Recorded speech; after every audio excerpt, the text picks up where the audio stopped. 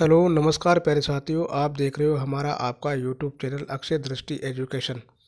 और आज हम इस जो विश्व भूगोल की जो श्रृंखला चल रही है टॉपिकों की, उनमें से हम चौथे नंबर का टॉपिक पढ़ने जा रहे हैं और जिनका नाम है क्रमशः महाद्वीपों और महासागरों की उत्पत्ति, यानी कि ओरिजिन ऑफ कॉन्टिनेंट्स। अब इनकी जो उत्पत्ति है वो उत्पत्ति के दो सिद्धांत हैं, यानी कि जो इनके संबंध में जो परिकल्पना बनी हुई है वो दो प्रकार की है। एक प्रकार तो है इनका संकोचन परिकल्पना और एक प्रकार है विस्थापन प्रवाह की परिकल्पना। हम सबसे पहले तो संकोचन जो परिकल्पना है उसके बारे में पढ़ेंगे कि यह है क्या। जैसा कि हम देखते हैं कि संकोचन परिकल्पना है, इसमें एक तो भूगोलवेत्ता है सोलास की परिकल्पना, एक केल्विन की परिकल्पना और एक लेपवर्थ और लव की परिकल्पना और एली डी ब्यूमोंट की परिकल्पना और एक है पेंटागोनल डेटोकोहिडोन की परिकल्पना। तो हम बात करेंगे कि ये जो तीन हैं, यानी कि लेपवर्थ और ब्यूमोंट और ये पेंटागोनल, इनकी जो परिकल्पना है वो ज्यामिति परिकल्पना है। और इसके अलावा एक है सबसे महत्वपूर्ण, वो लोथियन ग्रीन है। कई बार इसके बारे में क्वेश्चन पूछा जाता है कि भाई लोथियन ग्रीन की परिकल्पना कौन सी है। तो ये चतुष्फलकीय परिकल्पना है, यानी कि कहने का मतलब है कि सबसे पहले ये जो पृथ्वी है वो चार महाद्वीपों के रूप में बटी थी, ऐसी परिकल्पना है, यानी कि संकुचन वाली। तो एक परिकल्पना तो आ गई संकुचन परिकल्पना, और दूसरी आ गई ये, इसकी बात करें विस्थापन और प्रवाह की परिकल्पना। इनको देने वाले कौन कौन से थे, तो एक तो है अब्राहम आर्टेलियस का विचार, यानी कि ये 1596 में दिया गया। एक बेकन महोदय है, उन्होंने ये विचार दिया, ये परिकल्पना दी 1620 में। और एक है एंटोनिया स्नाइटर पॉलीग्रीन, इन्होंने दी 1858 में। नेक्स्ट हम बात करें जो दो महत्वपूर्ण परिकल्पनाएं हैं और इनके बारे में ही हम ज़्यादातर पढ़ेंगे और क्वेश्चन भी एग्जाम में इनके बारे में ही ज़्यादा पूछा जाता है। तो एक तो है एफ बी टेलर, तो इनका है महाद्वीपीय विस्थापन सिद्धांत और इन्होंने ये सिद्धांत दिया 1910 में। ठीक इसके बाद में एक अल्फ्रेड वेगनर हुए भूगोलवेत्ता, इन्होंने महाद्वीपीय प्रवाह का सिद्धांत दिया, वो 1912 में दिया। यानी कि दोनों ही ने ही अपना संशोधित रूप करके इन्होंने आगे पीछे दिया है, यानी कि 1910 में दिया टेलर ने और 1912 में दिया है अल्फ्रेड वेगनर ने। आगे हम इस श्रृंखला में चर्चा करेंगे कि अल्फ्रेड वेगनर ने जो महाद्वीपीय प्रवाह सिद्धांत दिया वो कब दिया, कब प्रकाशन हुआ, इसके बारे में। तो अल्फ्रेड वेगनर के बारे में पढ़ते हैं कि इन्होंने जो सिद्धांत दिया है या परिकल्पना दी है उसका नाम है महाद्वीपीय प्रवाह सिद्धांत। तो कई बार तो एग्जाम में डायरेक्ट ही ऐसे पूछ लिया जाता है कि जो अल्फ्रेड वेगनर है इसका महाद्वीपीय प्रवाह सिद्धांत है ये है क्या। तो मैं आपको थोड़ा सा ये बता दूं कि ये वेगनर है, इस वेगनर ने ये 1910 में यानी कि इस सिद्धांत का प्रतिपादन किया और 1912 में ये प्रकाशित हुआ। तो वेगनर एक प्रसिद्ध जलवायुवेत्ता और भूगर्भ शास्त्री थे और इन्होंने जलवायु परिवर्तन के संबंध में जो समस्याओं के समाधान के लिए अपनी एक पुस्तक लिखी और उस पुस्तक का नाम है महाद्वीप व महासागरों की उत्पत्ति, जिसका प्रकाशन 1912 में हुआ। और इसमें इस सिद्धांत का प्रतिपादन किया, यानी कि इस बुक में इस सिद्धांत का इन्होंने प्रतिपादन किया है। और इन्होंने क्या पाया कि समान आयु की जो विशेष जलवायु वाली जो वनस्पति होती है इसके जीवाश्य पृथ्वी के विभिन्न भागों में पाए जाते हैं और इसके भी दो कारण होते हैं। एक कारण तो इन्होंने बताया कि वह जलवायु जो कटिबंध होती है उनका स्थानांतरण हुआ होगा, यानी कि पहले के समय में। और एक दूसरा इन्होंने जो कारण माना वो माना कि महाद्वीपीय जो भूखंड है उनका विस्थापन हुआ होगा, यानी कि भूखंड एक जगह से दूसरी जगह हटे होंगे, यानी कि वो अलग अलग हुए होंगे, ये विस्थापन मांगा। तो इन्होंने एक जो कल्पना की कि भाई वेगनर, यानी कि दूसरा कारण जो है उसमें इन्होंने ज़्यादा विश्वास किया, यानी कि भाई जलवायु कटिबंध तो कभी भी नहीं बदलते हैं लेकिन महाद्वीपीय भूखंड है उनका तो विस्थापन होता ही रहता है। तो इनकी जो परिकल्पना है महाद्वीपीय प्रवाह सिद्धांत है उसको समझने के लिए बताया कि भाई कार्बोनिक फेरिस काल यानी कि ये जो युग था, इस युग में सारे महाद्वीप थे, यानी कि जो अब वर्तमान में 7 महाद्वीप है ना, वो सारे महाद्वीप वो एक ही थे, यानी कि एक महाद्वीप के रूप में थे, और वो एक था। उसका नाम इन्होंने दिया पेंजिया नाम दिया। तो पेंजिया नाम कब दिया? कार्बोनिक फेरिस काल में दिया। अब ये जो पेंजिया है, ये पेंजिया भी कालांतर में 2 भागों में बट गया। पेंजिया कालांतर में कितने भागों में बट गया? ये पेंजिया भी 2 भागों में बट गया। ये यहाँ लिख रखा है मेंशन, 2 भागों में बट गया। और 2 भागों में से यानी कि इसका मतलब है कि पृथ्वी 2 भागों में बट गई। एक तो उत्तरी भाग है, उसको तो आयरलैंड कहा गया, और इस आयरलैंड को ही लोरेंसिया कहा जाता है। दक्षिणी भाग है, उसको गोंडवाना लैंड कहा गया। और बीच में यानी कि इन दोनों के बीच का जो भाग है, मैं बात करूँ इसको कि इन दोनों के बीच का जो भाग है, इस बीच के भाग में जल का भराव अत्यधिक था। तो इस जो जल का भराव था यानी कि पानी का भराव था, इसको 33 सागर इसका निर्माण हुआ। यानी कि ऊपर अंगारा लैंड है जिसको लोरेंसिया कहते हैं, और नीचे गोंडवाना लैंड जिसको दक्षिणी भाग कहते हैं, और बीच में जो जल का भराव हुआ, इस जल के भराव को कहते हैं 33 सागर, यानी कि इसका निर्माण हुआ, ऐसा वेगनर ने माना। बाद में इनका भी विभाजन हो गया, यानी कि ये कहता है, यहाँ लिख रखा है कि भाई इन बाद में इसके बाद में इसका भी विभाजन हो गया, और अन्य जो महाद्वीपीय महासागरों का निर्माण हुआ। यानी कि 33 सागर के बाद में फिर महासागर, हिंद महासागर है, एशिया महासागर है, अटलांटिक आर्कटिक महासागर है, ऐसे ही मतलब निर्माण हो गया। तो ऊपर जो अंगारा लैंड है, उनसे तो कौन कौन से महाद्वीपों का निर्माण हुआ वो हम देखते हैं कि जो अंगारा लैंड है, इस अंगारा लैंड से तो उत्तरी अमेरिका महाद्वीप और यूरोप महाद्वीप और एशिया महाद्वीप का निर्माण हुआ। ठीक ऐसे ही अगर हम बात करें कि दक्षिण में था गोंडवाना लैंड, तो गोंडवाना लैंड से किसका निर्माण हुआ? यानी कि इस क्षेत्र में, यानी कि गोंडवाना लैंड जो क्षेत्र है, इसमें दक्षिणी अमेरिका महाद्वीप आता है, अफ्रीका महाद्वीप आता है, मेडागास्कर द्वीप आता है, और अंटार्कटिका महाद्वीप आता है, और प्रायद्वीपीय भारत भी इसी में आता है, गोंडवाना लैंड में। तो कई बार तो सीधा क्वेश्चन पूछता है कि प्रायद्वीपीय भारत है वो किस भूभाग में है? तो गोंडवाना लैंड के भूभाग में है। नेक्स्ट हम बात करें तो इनकी जो प्रवाह है, यानी कि इनका जो विस्तार है, अलग होने का है, उनकी दिशा किस प्रकार रही है, तो इसके बारे में भी चर्चा की गई है। तो हम देखते हैं कि इनका प्रवाह 2 दिशाओं में हुआ। एक तो हुआ विषुवत रेखा से उत्तर की ओर, यानी कि ये पृथ्वी है, और पृथ्वी के बिल्कुल बीचों बीच 0 डिग्री जो अक्षांश है, ये खिंची हुई रेखा है, काल्पनिक रेखा है, तो इसी को विषुवत रेखा कहा जाता है। तो इसमें एक तो विषुवत रेखा की ओर, और कहाँ से? उत्तर की ओर। तो ये विषुवत रेखा से उत्तर की ओर, यानी कि विषुवत रेखा ये है, इसके उत्तर ओर ये दिशा हो गई। उत्तर की ओर गुरुत्वाकर्षण बल और पल्लवनशीलता, यानी कि जो पोलर फीलिंग फोर्स है, इसके कारण एक तो दिशा यहाँ बदली, और एक हुई पश्चिमी दिशा, जिसमें चंद्रमा की ज्वारीय शक्ति है, इसके कारण पश्चिमी दिशा की ओर जो भूखंड टूट करके अलग होने लगे। मोस्ट इम्पोर्टेंट अगर हम बातें करें फैक्ट के रूप में, तो हम ये जान सकते हैं, जैसे वेगनर ने पेंजिया को कितनी परतों में बांटा? 3 परतों में बांटा, यानी कि सियाल, सीमा और निप्फे, यानी कि ये यहाँ लिख रखा है सियाल और सीमा और निप्फे के रूप में।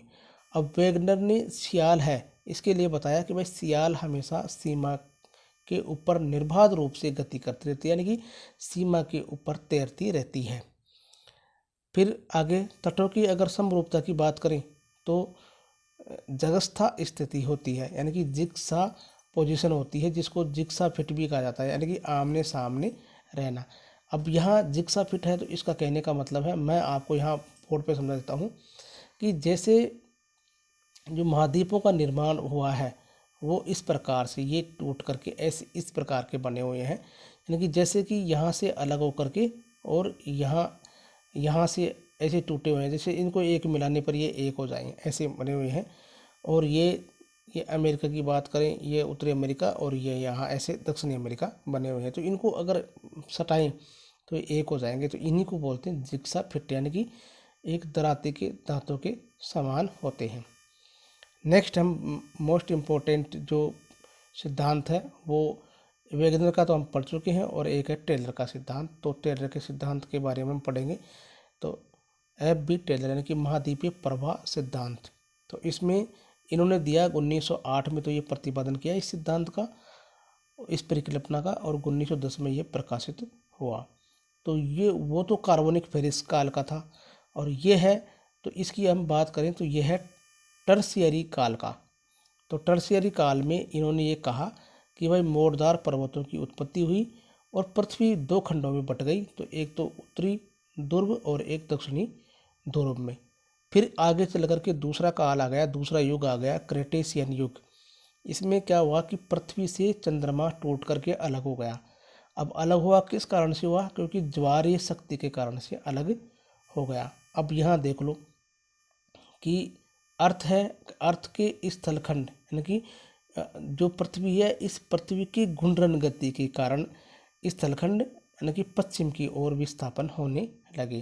कहने का मतलब है कि इसके जो स्थलखंड है यानी कि धरती पर जो भी महाद्वीप हैं ये स्थलखंड है, ऐसे इस प्रकार से स्थलखंड है, इस प्रकार स्थलखंड है, वो टूट करके किस दिशा में हुए? यानी कि पश्चिम की दिशा में होने लगे, यानी कि पूर्व की दिशा से, यानी कि ये पूर्व की दिशा है, ये पूर्व की दिशा है, और ये यहाँ पश्चिम की दिशा है, तो पश्चिम की दिशा की ओर इनका विस्थापन हो जाएगा। और इसका रीजन क्या रहा? ये तो पृथ्वी की घूर्णन गति के कारण और चंद्रमा की ज्वारीय शक्ति के कारण। नेक्स्ट हम अन्य सिद्धांतों के बारे में बात करते हैं। तो अन्य सिद्धांतों की बात करें तो एक तो है ऑर्थर होम्स का, जिस सिद्धांत का नाम है संवहन तरंग सिद्धांत, जो 1928-29 में दिया गया ऑर्थर होम्स के द्वारा। कई बार सीधा ही मिलान करके क्वेश्चन पूछ लिया जाता है। एक है डीन एवं हैरी हैस के द्वारा, इसका नाम है सागर नितल प्रसरण सिद्धांत, जो 1960 में दिया गया। नेक्स्ट हम बात करें अन्य फैक्ट्स के बारे में बात करें तो हम बात करते हैं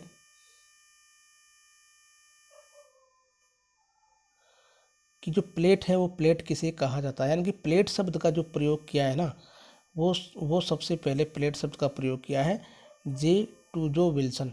तो प्लेट शब्द का प्रयोग करने वाले जो भूगोलवेता है वो टूजो विल्सन है, टूजो विल्सन है।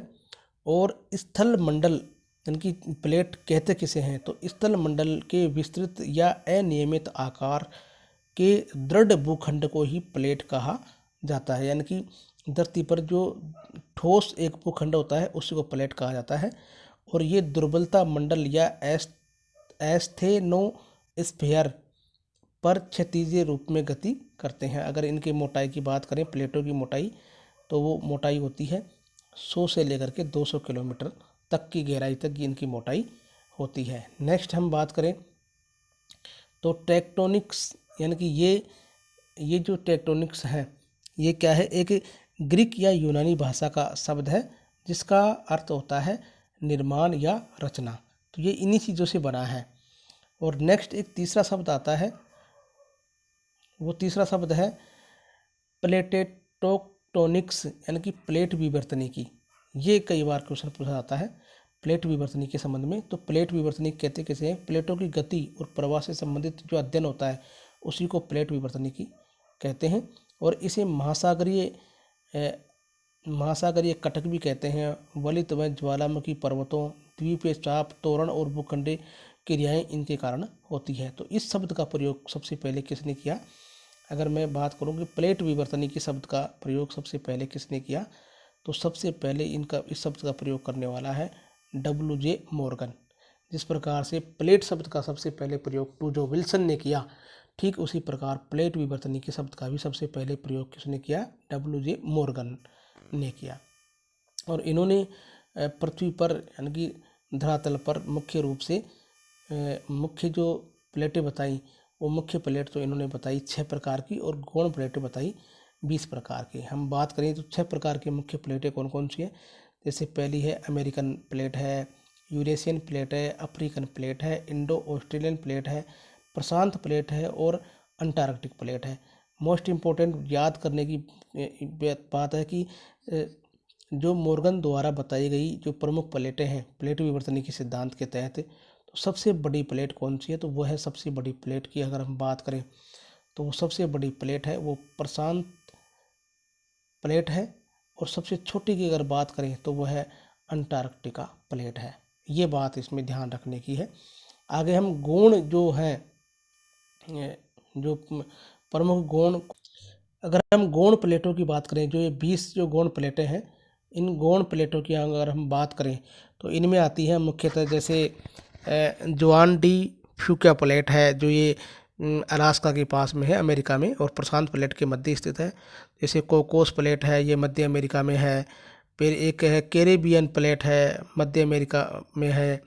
एक नज़का प्लेट है, दक्षिण अमेरिका में है। इंडीज पर्वत का जो निर्माण हुआ है ना, वो नज़का प्लेट से ही हुआ है। एक है स्कोशिया प्लेट, जो दक्षिण अमेरिका के निचले भागों में, इनके अमेरिका और अटलांटिक जो प्लेट है इसके मध्य है। फिर एड्रियाटिक प्लेटें हैं, एजियन प्लेटें हैं, अनातोलिया प्लेट है।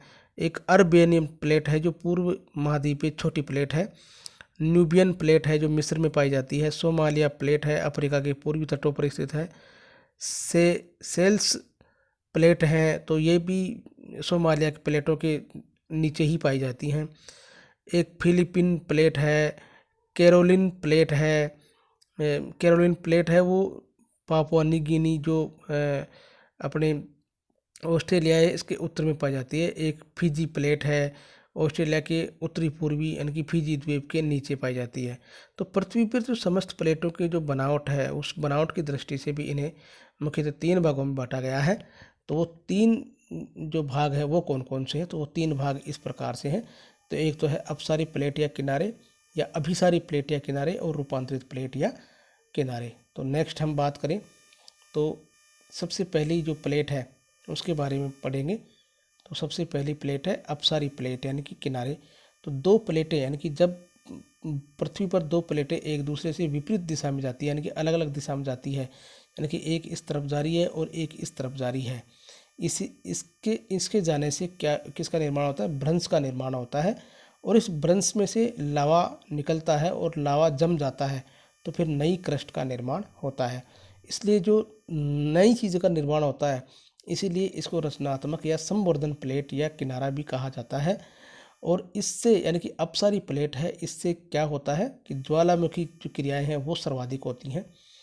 और ये अपसारी प्लेट है वो कहाँ पाई जाती हैं, तो हम देखते हैं कि मध्य अटलांटिक कटक यानी कि अमेरिकन प्लेट इसका उदाहरण है। जो अमेरिकन प्लेट और यूरेशियाई या अफ्रीकन प्लेट हैं वो इसका उदाहरण है, किसका, अपसारी प्लेट का उदाहरण है। और ये कहाँ पाई जाती है, मध्य अटलांटिक कटक के पाई जाती है। अब इससे किस किस चीज़ों का निर्माण हुआ है उसके बारे में हम पढ़ेंगे। तो इन किस किस चीज़ों का निर्माण हुआ है इससे, तो निर्माण के बारे में हम देखें तो महाद्वीपीय सब संविदारण यानी कि फटना या भ्रंश होना या नए सागरों का निर्माण होना, ज्वालामुखी क्रिया या द्वीपों का निर्माण होना, मध्य महासागरीय कटकों का निर्माण होना, सागर नितल प्रसरण होना, और कम कम गहराई और वाले जो क्षेत्र हैं उनमें भूकंपों का आना, यानी कि कम गहराई और हल्के जो भूकंप हैं वो इसी से आते हैं। किससे आते हैं, अपसारी प्लेट से आते हैं। अब इसके बाद हम बात करें अभिसारी प्लेट। तो अभिसारी प्लेट की हम बात करें तो 2 प्लेटों का एक दूसरे की ओर टकराना, यानी कि एक प्लेट इस तरफ आ रही है और फिर एक तरफ इसके सामने वाली प्लेट्स आ रही है। तो इसमें क्या होता है, जो भारी प्लेट है वो भारी प्लेट हल्की प्लेट के नीचे धंस जाती है और वो हल्की प्लेट है वो थोड़ी ऊपर उठ जाती है। तो इससे क्षेपित यानी कि प्रक्षेपित या अवलित या अधोगमन हो जाती है, या अवनयन हो जाती है, या अधोवहन हो जाती है। तो इससे क्या होता है, भारी नुकसान होता है, इसलिए इसे विनाशात्मक या क्षीणकारी प्लेट भी कहते हैं। अब इसको एक दूसरा जो ये इस जहाँ जहाँ टकराती है वो जो क्षेत्र है उस क्षेत्र को हम बोलते हैं सब डिक्शन जोन बोलते हैं, यानी कि सब डिक्शन क्षेत्र बोलते हैं। और इसी को हम आगे चल कर के यानी कि एक बेनी होप नामक जो भूगोलवेता थे उन्होंने इसके बारे में गहरा अध्ययन किया, इसलिए इसको बेनी होप जोन भी कहा जाता है। कहने का मतलब है यह वह क्षेत्र है जहाँ तीव्र और विनाशकारी भूकंप आते हैं, तो इसको तीव्र और विनाशकारी भूकंप क्षेत्र ये होता है कौन सा, सबडक्शन क्षेत्र। नेक्स्ट हम बात करते हैं फैक्ट के रूप में कि प्लेटों का जो अभिसरण है वो 3 प्रकार से होता है। जैसे महासागरीय और महासागरीय प्लेट अभिसरण होता है, तो इससे प्रादेशिक कायांतरण की क्रिया होती है। एक होता है महासागरीय और महाद्वीपीय प्लेट अभिसरण। एक होता है महाद्वीपीय और महासागरीय प्लेट अभिसरण। अब नेक्स्ट तीसरे नंबर की हम प्लेट की बात करें तो वो है रूपांतरण प्लेट या किनारा, जो इनकी एक दूसरे से मतलब अलग भी नहीं जाती है, इनकी एक दूसरे की ऐसे भी नहीं जाती हैं और ये एक दूसरे के सामने भी नहीं आती हैं, बल्कि ये क्या करती हैं कि एक दूसरे के समांतर आगे बढ़ती रहती हैं, यानी कि समांतर दिशा में ऐसे आगे पीछे होती रहती है, यानी कि रगड़क होती रहती है। कहने का मतलब एक दूसरे से अगल बगल में क्षैतिज गति करती है, यानी कि समांतर गति करती है। तो इसे संरक्षी प्लेट या सीमा कहा जाता है, यानी कि अपरूपण प्लेट भी इसी को कहा जाता है। अभी इसका उदाहरण हम देखें तो सैन एंड्रियाज रूपांतरण भ्रंश, यानी कि दक्षिणावर्त जो भ्रंश बना है वो इसी से बना है, संरक्षी से। नेक्स्ट आगे फैक्ट की हम बात करें तो जो प्लेट प्रवाह है इसके क्या कारण है। एक तो संवहन तरंग के कारण होता है, नवीन भूपर्पट्टी का निर्माण होता है, पुरानी भूपर्पट्टी का विनाश होने से इनका निर्माण होता है, मेटल फ्लूम होने से होता है, अपशिष्ट ताप होता है उससे होता है, संवहन चक्र के द्वारा होता है, और कटकों और ट्रेंच यानी कि जो खाई होती है उनके बीच में जो गुरुत्वाकर्षण बल होता है इसके कारण भी होता है। अन्य हम बात करें तो जो अग्नि वलय है यानी कि अग्नि मेखला, यानी कि इसको अंग्रेजी में बोलते हैं रिंग ऑफ फायर, तो ये कहाँ बनता है, सर्वाधिक जो प्रशांत महासागरीय जो तटीय भाग है वहाँ पर बनता है। यानी कि यहाँ पर क्या होता है कि ज्वालामुखी क्रिया के द्वारा आग समुद्र में ही यानी कि पानी में ही आग लगी रहती है, तो इसी को हम बोलते हैं अग्नि मेखला। सर्वाधिक भूकंप की जो क्रिया है वो किस सागर में आती है, तो प्रशांत महासागरीय जो क्षेत्र है वहीं पर आती है। हम बात करें तो हॉट स्पॉट की जो थ्योरी है यानी कि गर्म स्थल सिद्धांत वो किसने दिया, टूजो विल्सन ने दिया। और टूजो विल्सन के बारे में हम पहले एक चीज़ और पढ़ चुके हैं कि प्लेट शब्द का सबसे पहले प्रयोग किसने किया, तो टूजो विल्सन ने ही किया है। आगे हम फैक्ट के रूप में बात करते हैं मेटल पूछ या मेंटल प्लूम, ये सिद्धांत ये शब्द किसने दिया, तो WJ मॉर्गन के द्वारा दिया गया है। वैसे WJ मॉर्गन ने एक प्लेट विवर्तनिकी शब्द का भी प्रयोग सबसे पहले किया था। तो इस प्रकार से ये हमारा लेसन यानी कि जो चौथे नंबर का जो लेसन है वो यहाँ पूरा होता है। आई होप, मैं समझता हूँ कि आपको ये भली प्रकार से समझ में आया होगा। आप चाहें तो इसके अपनी नोट्स में नोटबुक होती है उसमें नोट्स के रूप में भी बना सकते हैं, और अन्य जो वीडियो हैं अपने आने वाले जो इनमें और मतलब जो चीज़ें रह गई हैं उनको भी विस्तारित रूप से लेकर आने की मैं कोशिश करूँगा। और जहाँ तक है मैंने पूरे क्वेश्चनों को समाहित किया है जो अधिकतर एग्ज़ाम में पूछे जाते हैं। तो थैंक यू, धन्यवाद। हमारे इस चैनल को सब्सक्राइब करें, लाइक करें, प्रेस करें, दोस्तों में इसको शेयर करें ताकि अन्य के तक भी ये वीडियो पहुंच सके और वो भी लाभ इसका उठा सके। और आप भी सब्सक्राइब करें ताकि अगले वीडियो का नोटिफिकेशन सबसे पहले आप तक पहुंच सके और आप इसको रेगुलरली पढ़ सकें। तो ऐसे ही ये श्रृंखला हमारी चलती रहेगी। आगे नेक्स्ट 5वें नंबर का वीडियो आएगा कमिंग सून। थैंक यू, धन्यवाद।